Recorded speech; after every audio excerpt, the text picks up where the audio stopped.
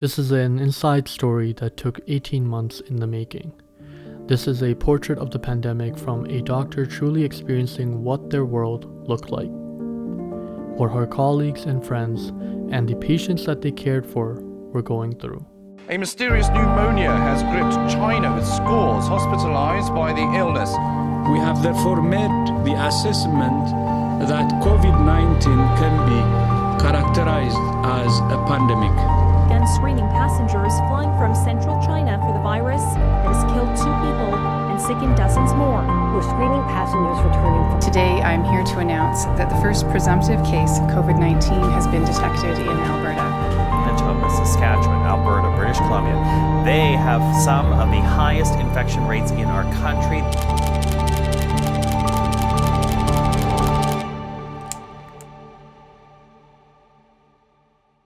Let me start with a story that touched my heart. Dixie is at the bedside of her beloved Chuck in the ICU. Dixie met Chuck in Calgary when she was 15. Few months later, romance had bloomed, leading to marriage, 3 daughters, and a vibrant life together for over 51 years. Dixie and Chuck were infected with COVID in the winter of 2021, and Chuck became very ill. Chuck had been taken by the paramedics, and she just knew he wasn't coming back. Dixie and Chuck were separated because of COVID. After her infectious period was over, Dixie spent 1 hour each day in the ICU, the maximum visit time. She would moisturize his arms, legs, and face, read him messages and cards from family, and sit at his bedside. Their love and connection were evident in the way she spoke and in the gentleness of her touch. But Dixie was right. Despite his long, valiant fight with COVID, Chuck didn't go home. Oof. That was very heavy. And I was honestly, I'm editing this and I was conflicted about including that or not. But to be honest, that story really did speak to me. And it's very heavy, but that's what the book is. So please continue watching. It does get better. This book is special to me even before I've had a chance to read it because it's an intersection of photography and medicine. And those are 2 huge parts of my personality and honestly who I am. So I had to get this book ASAP. And not only that, this is the author and the photographer of this book is a Calgary physician here. So it's just the coming together of all 3 things that make this a very special book, and I can't wait to share this with you. Dr. Patterson is an ER doctor, an emergency doctor here in Calgary at the Foothills Hospital, and she was feeling burnt out in January 2020. So this is even before the pandemic. And she got this idea from her husband to start a photography project to photograph her work life and rejuvenate her passion for medicine.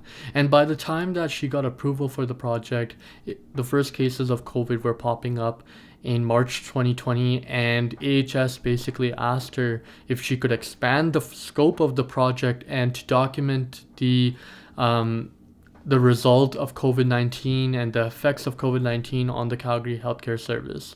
And it's insane to me that AHS even gave her the opportunity and said okay to doing all of this, because you have to realize just how difficult it is to get a camera inside the hospital, and you have to worry about legal ethics, privacy, all of those things. So there's not a lot of, I don't think there would be a lot of institutions in the world that would allow, especially during COVID-19, man, everybody had so much to deal with. So I'm really happy that AHS gave her the green light to do this. And she really did. She knocked it out of the park. She wanted to showcase why medics keep coming in for work despite all the challenges that we're up against. And it's a really incredible book. The book takes pictures across 18 months of the pandemic, across several waves of the pandemic, and now it feels like a time capsule.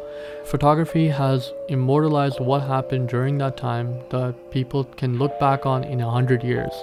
It includes some fabulous photographs of colleagues, doctors, and friends with their stories as well as her own of what she experienced.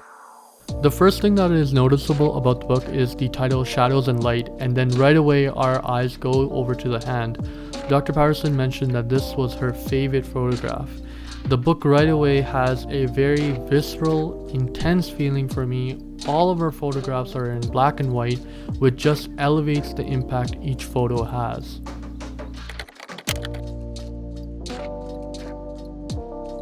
It really does feel like Dr. Patterson takes you to the front line with this book, and I really appreciate her telling us more about her story and, about her personal life, because it really is just as much about her and who she is and how she sees the world as it is about the things, the patients, the people that she photographs.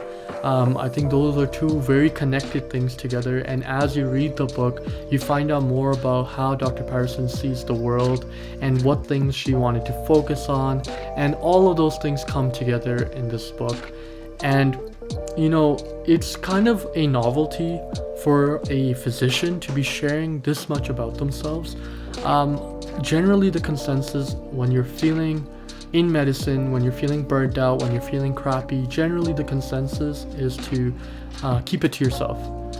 We're experts at keeping it professional. We're experts at bottling up our emotions.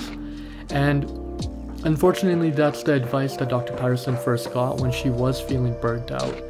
And I'm really glad she took that energy and she turned it into something beautiful. And I found that so interesting, like a physician, especially as a medical student, a physician sharing with me their thoughts, getting to know them more. I've worked with people for months, and I've worked with people researched with people for years, and I don't know basic things about them. She mentions that she has like a husband, his name is Kip, and he's an emergency physician. She talks about how they both rewrote their wills and they shared their passwords, and they both were trying to coordinate and manage the risk coming back home, obviously because the COVID risk coming back home with their kids. I don't know those basic things with people I've worked with, for a prolonged period of time. Maybe it's because I'm a student, and they just end up seeing so many medical students that they don't want to give themselves up to each person. So maybe that might be the case, but who knows. We fiercely try to be professional in our emails, in our language, in front of patients. We have to keep a face. So there's a lot of face keeping in medicine. There might be people that are having the worst day of their life, but they'll come, even as a colleague, even as a friend, they'll just soldier on. And that's kind of what we've been told, and kind of just the culture of medicine, because nobody wants to see you, nobody wants to talk about it at work. And the worst thing is that sometimes people think that, sometimes you might be having a crappy day and you just think to yourself, there's probably somebody having an even worse off day, so let me just not talk about this. And it gets really toxic. It obviously leads to more burnout. And so this was like a breath of fresh air reading this and realizing that, okay, there's somebody that's relatable. I think this book will be relatable to any healthcare worker, and they'll realize like there's so much emotions that we don't, that we kind of just store away. And then when you read this, you realize, wow, yeah, I was going through that. Yeah, I remember experiencing the same feeling. And I thought that was incredible, and that's part of the charm of this book. If you're anybody like me, then the first question you probably had was, how did Dr. Patterson even get the permission to do this? Because photographing in the hospital is almost taboo, and it's the most alien thing you could do. And I experienced this even, like, I don't know how med school vloggers do this. Like, I experienced this even if I'm trying to take like a picture of myself. You have to be cognizant of all different aspects. You gotta make sure that there's no patient information, and it just looks weird. So basically what Dr. Patterson did was she approached this like a research project, and she outlined like a proposal of what she was trying to do, how it would benefit the service. And it basically went through like a peer review process where extensive ethics process where they looked at all the ethical, privacy, and legal aspects of her project and what she was trying to do. I don't think it's ever been done before, or if it has, like, I haven't heard of it, but I can imagine that it was a lengthy process to get everybody on board and make sure that nobody has any objections. But I think the most important thing that Dr. Patterson did was consent patients and reconsent patients after the photograph is taken. In one of her interviews, she mentioned that patients were actually even willing, and they were excited, and they were forthcoming to share this story, especially during COVID. People wanted to get the inside story out, and they wanted to share with other people what they were going through. So I guess that helped her, and it kind of made it easy to share that story.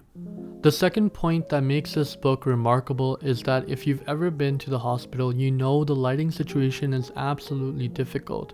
It's literally ugly with overhead non-directional light. It's not inviting. It's not a place you want to photograph.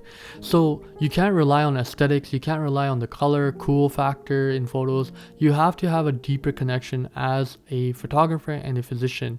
Like, she knew how to anticipate the medical procedures and what to expect. Then she shot these photos while wearing PPE, capturing the eyes of other people in PPE, sorting through the reflections and the downward light and capturing emotions through that.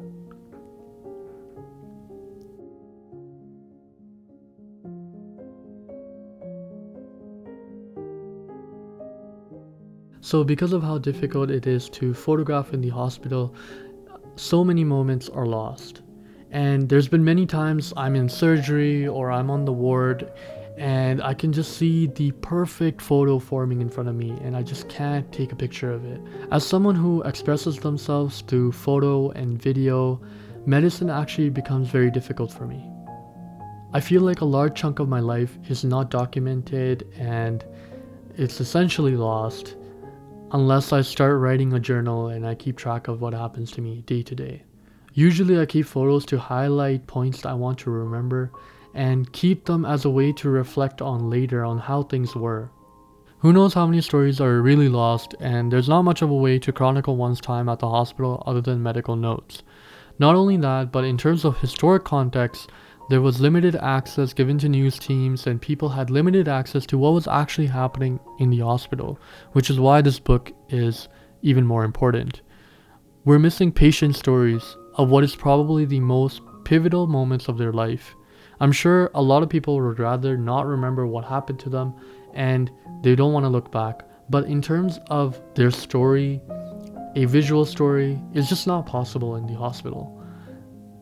Or how doctors were feeling when there's psychological distress, the battle of morality and ethics that takes place every day, or even the good times, especially the good times. The smiles, the team. I think it's so underappreciated at the hospital. There's rarely ever nights out or pictures around to decorate the halls. There's an incredible amount of work, excellence, and teamwork that's happening behind the doors of the hospital.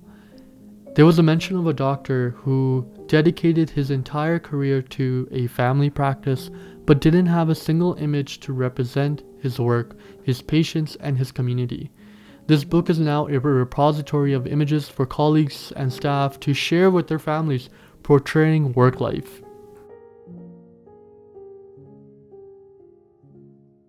A common theme, not only in the book, but in most of the interviews that I've watched and listened to of Dr. Patterson, is burnout.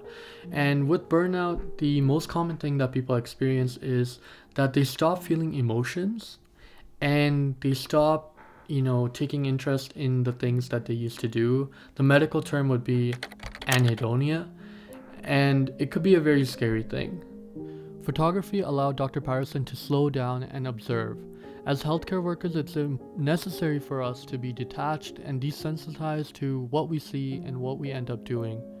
By using photography, I can see how Dr. Patterson was able to pick up on those moments of compassion and reassurance, the hand-holding, moments before intubation, FaceTiming, the humanity of the situation that medical workers provide patients in their most vulnerable moments. She mentions that her favorite photograph was the cover photo, and I understand why, because it was a pivotal insight for her where she saw saving a life as two sides, one with medical procedures, therapies, and the other with warmth and compassion.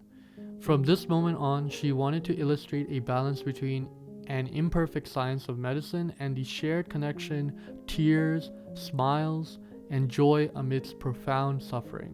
I won't spoil more of the book for you. I really encourage you to go get your hands on it if you can. And I think this book embodies the essence of photography by focusing on the story. And Dr. Patterson has done an incredible job of marrying photographs with prose.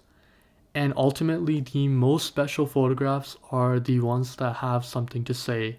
And these photographs have a lot to say. So Chapters is carrying it, and I encourage you to give Dr. Patterson a follow. She's still posting pictures, incredible pictures, and I really hope that she continues to do so. Thank you guys for watching, and I'll see you guys in the next video.